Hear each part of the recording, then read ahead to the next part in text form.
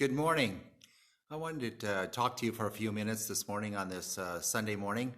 It's quite smoky outside and the air is terrible to breathe, and so we're not having live services this morning. But wanted to just have a brief discussion with you about God's still small voice. What does that mean? How do we hear it? I think when we hear people say that they've heard from God, that we kind of look at it and we're like, we haven't heard God's voice. We haven't heard this audible voice. But I believe that he speaks to us most often in our hearts and in our minds, in that little nudge that we hear, that little reaffirmation that we are confident of what he is doing. Now, let me start out in 1 Kings chapter 19, verses 10 through 14. Here we have Elijah. He's given a word to King Ahab, and King Ahab and Jezebel want to kill him.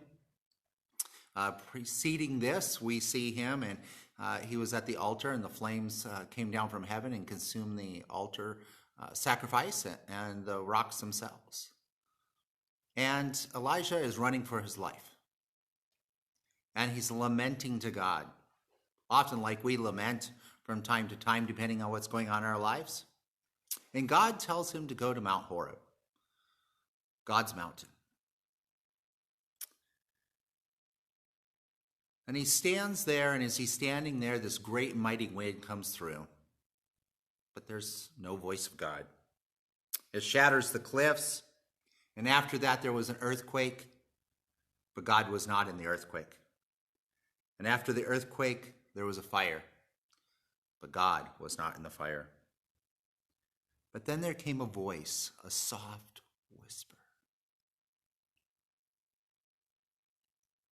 What are you doing here, Elijah? Now, in the midst of the world that Elijah lived in, and much like our world, there were a lot of loud voices. There was a lot of calamity. There was a lot of things going on. Today we're facing fires, we're facing COVID-19, we're facing rhetoric from politicians from both sides, people arguing. No longer does it seem to be simple conversation can happen. Families are pitted against families. But this is not God's way. In the midst of this, God is still speaking. But he doesn't speak and shout over the other voices. He simply whispers our name.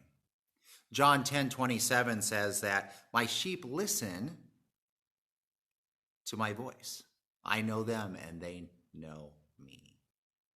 I believe that most of us, even if we can't identify that audible voice, when God speaks, when we have that nudge in our hearts and in our minds, we know that it's God directing us. And we would like it to be a little more tangible. We'd like it to possibly have God right in the sky. Send us a neon billboard, maybe an email.